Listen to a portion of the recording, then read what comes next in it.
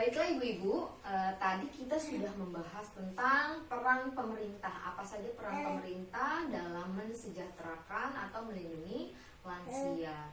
Namun sebenarnya yang berperan untuk meningkatkan dan mensejahterakan lansia itu bukan cuma pemerintah, tapi juga masyarakat dan keluarga lansia tersebut bertanggung jawab atas kesejahteraan dan melindungi lansia yang ada di sekitar kita.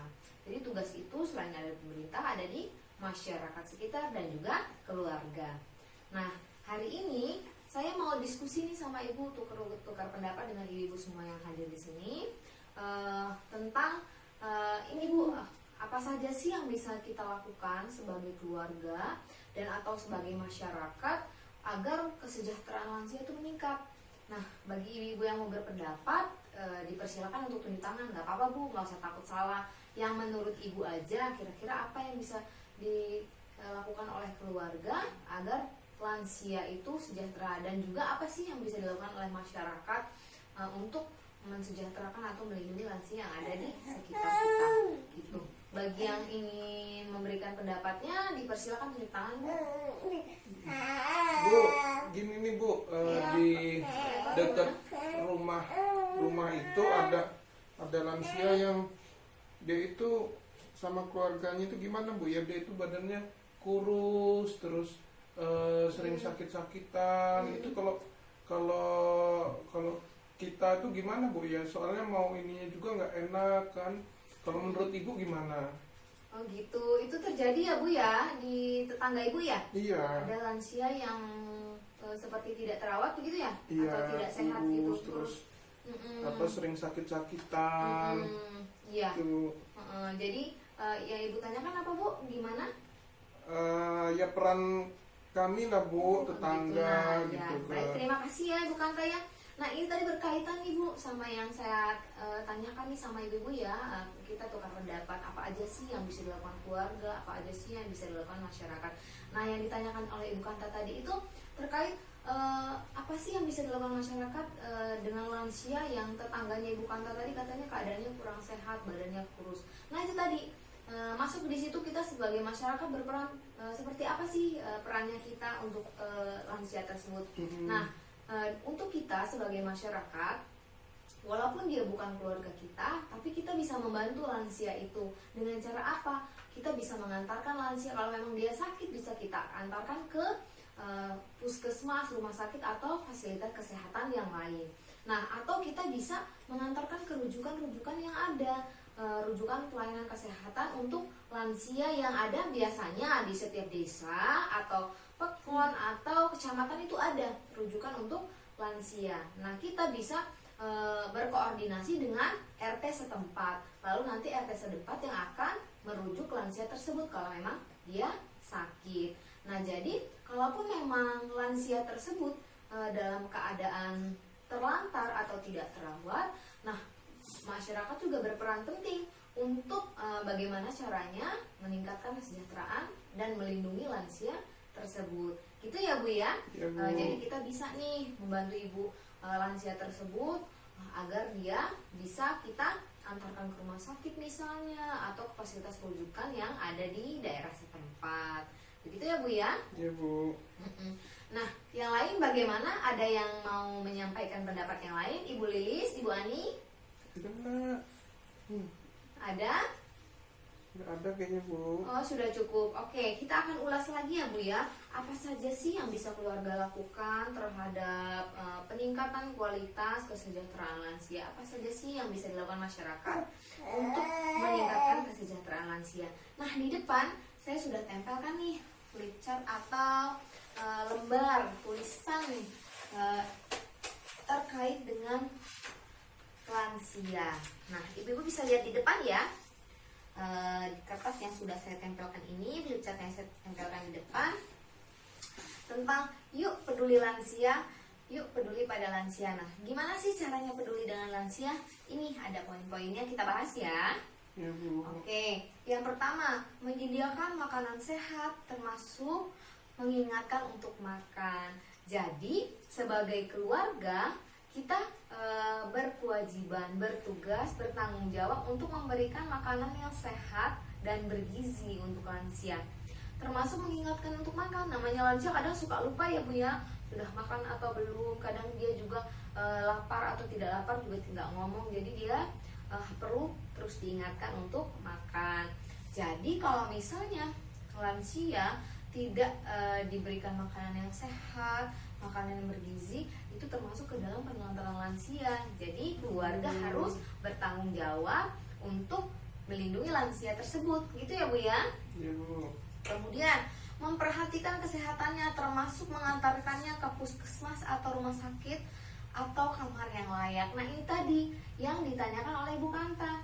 Tadi ada lansia tetangganya Ibu Kanta tuh badannya kurus, seperti kekurangan gizi. Nah kita sebagai keluarga atau masyarakat juga berperan nih, bertanggung jawab untuk mengantarkan lansia tersebut ke rujukan fasilitas kesehatan yang ada. Jadi kalaupun kita mengetahui ada lansia yang memang terlantar atau tidak terawat, kita bertugas atau bertanggung jawab untuk mengantarkan lansia tersebut ke rujukan untuk lansia.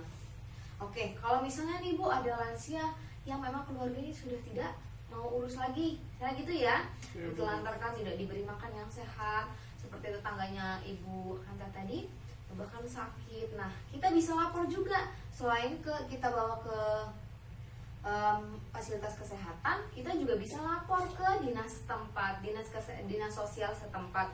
Itu juga melalui RT koordinasi dulu ya, karena nanti kan dari dinas sosial bisa dirujuk lagi nih ke panti jompo yang memang khusus untuk merawat lansia-lansia yang terlantar atau tidak ada keluarga yang bisa merawat, gitu ya Bu ya. Iya Bu.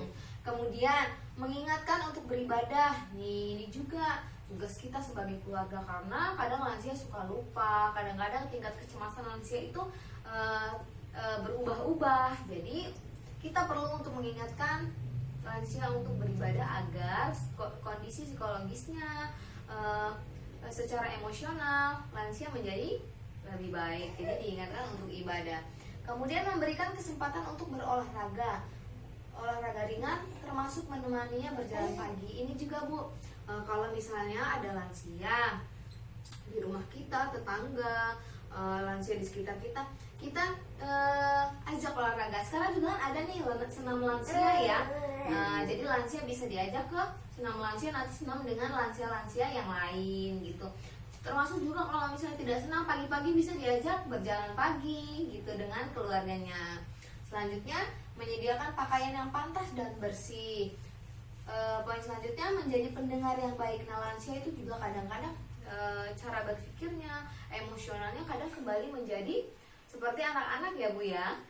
Jadi kadang-kadang tingkat kecemasannya, emosionalnya meledak-ledak gitu, karena memang pengaruh dari usianya. Nah kita sebagai keluarga harus menjadi pendengar yang baik untuk lansia. Kemudian mengasihi orang tua dengan tulus. Ini kita sebagai anak harus mengasihi atau menyayangi lansia ya, karena lansia itu dilindungi ya oleh negara, dan lansia itu adalah kita di masa depan. Karena yang kita yang muda-muda ini suatu saat juga pasti akan tua ya Bu ya. Suatu saat kita juga akan menjadi lansia dan kita akan mengalami hal yang sama. Jadi lansia adalah kita di masa depan. Jadi sayangilah lansia, gitu ya. Apalagi orang tua kita sendiri. Kemudian memperhatikan kedekatan hubungan antara suami dan istri lansia. Iya, jadi diperhatikan ya kedekatan hubungannya. Kemudian memberikan kesempatan untuk kegiatan sosial lainnya bersama-sama tetangga atau teman-temannya. Nah iya, jadi lansia tidak harus terkungkung selalu ya, harus di rumah selalu, atau tidak boleh beradaptasi, bersosialisasi dengan lingkungan, tapi diberi kesempatan untuk berkegiatan di luar dengan lansia-lansia atau teman-teman sebaya ya. Jadi lansia tidak bisa tetap bersosialisasi atau berkegiatan sosial bersama teman-temannya sesama lansia. Oke, selanjutnya memberikan kegiatan yang merangsang memori atau daya ingatnya seperti membaca, mengisi teka-teki silang dan sebagainya. Ya, lansia juga biar gak bosan juga Bu ya. Bisa disuruh baca-baca koran atau mengisi TTS atau membaca apa yang dia suka. kita memberikan kesempatan kepada lansia ya untuk hal tersebut. Nah ini tadi Bu beberapa poin tentang bagaimana sih kita peran keluarga untuk meningkatkan kesejahteraan lansia. Jadi ini tadi peran-peran atau tugas keluarga ya Bu ya untuk meningkatkan kesejahteraan lansia, melindungi lansia yang ada di dalam keluarga kita ya Bu ya. Iya, Bu. Dari poin-poin tadi sudah bisa dipahami Bu ya. Paham, Bu. Sudah bisa dimengerti ya Bu. Ada yang Bisa, Bu. ditanyakan? Cukup, Bu. Cukup. Baik kalau cukup.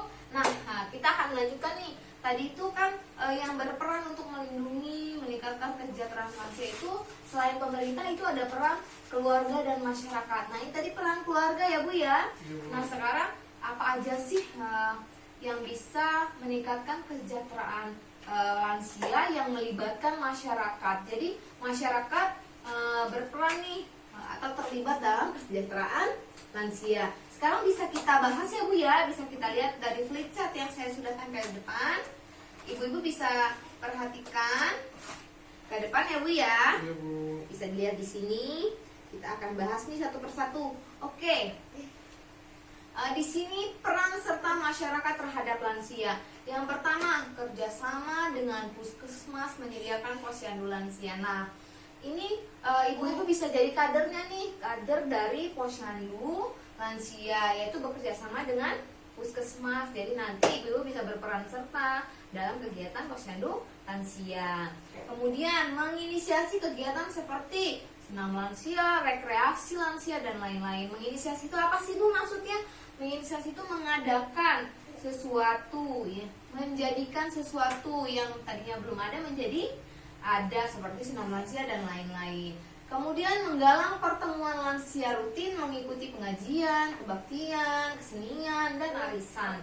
Nah ini menggalang itu maksudnya mengumpulkan massa atau mengumpulkan lansia secara rutin, setiap bisa jadi setiap minggu atau setiap bulan gitu Bu ya.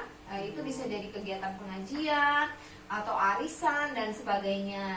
Kita bisa berperan serta di dalam situ. Kemudian mengajak lansia ikut hadir dalam kegiatan gotong royong. Nah ini juga bisa jadi salah satu wadah untuk lansia bisa bersosialisasi dengan masyarakat sekitar. Kemudian mengundang lansia hadir dalam acara-acara RT atau RW. Jadi setiap ada acara RT dan RW itu juga harus melibatkan lansia. Jadi lansia bisa diundang dalam kegiatan yang ada di RT RW kita ya Bu. Iya, Bu. Kemudian membantu penguatan keluarga yang menghadapi lansia yang bermasalah. Ini maksudnya apa? Maksudnya ada kan beberapa lansia yang bermasalah, mohon maaf ya Bu, misalnya cacat atau secara mental kekurangan atau pikun atau juga sakit ya Bu ya. Jadi kita sebagai masyarakat bisa menguatkan keluarganya, bisa membantu keluarganya baik secara material maupun non material gitu Bu ya. Jadi kita bisa membantu keluarga tersebut. Merujuk ke lembaga yang terkait jika menemukan lansia dalam bermasalah atau mendapatkan kekerasan. Nah ini kalau kita menemukan lansia terlantar atau bermasalah atau keluarganya tidak mau merawat atau mendapatkan kekerasan, kita bisa berkoordinasi dengan RT setempat. Nanti pihak RT setempat akan berkoordinasi dengan dinas sosial yang ada di daerah tersebut. Karena nanti dinas sosial akan merujuk ke misalnya panti jompo, itu tempat-tempat lansia yang memang tidak terawat atau tidak ada pihak keluarga atau famili yang mau merawatnya, bisa ditaruh di panti jompo atau tempat-tempat yang memang layak untuk lansia tersebut. Kemudian memiliki lembaga rujukan terkait dengan kebutuhan lansia. Nah ini di setiap RT, kelurahan atau desa mengupayakan supaya ada lembaga rujukan terkait lansia. Jadi apabila ada sesuatu yang terjadi dengan lansia, kita sudah ada lembaga terdekat untuk menjadi rujukan lansia. Begitu ya Ibu? Ya, Bu. Jadi tadi peran serta masyarakat, peran serta kita nih terhadap peningkatan kesejahteraan lansia. Nah dari yang saya jelaskan tadi, ada yang ingin ditanyakan kira-kira Bu? Cukup, Bu. Sudah bisa dipahami semua Bu Lilis, Bu Ani, semuanya? Bisa. Tidak ada yang ditanyakan lagi? Tidak, Bu. Cukup? Cukup. Baik, kalau memang cukup, semoga ini bisa dipahami Bu ya. Nanti bisa kita terapkan di kehidupan kita sehari-hari. Baik, kalau misalnya sudah cukup, kita akan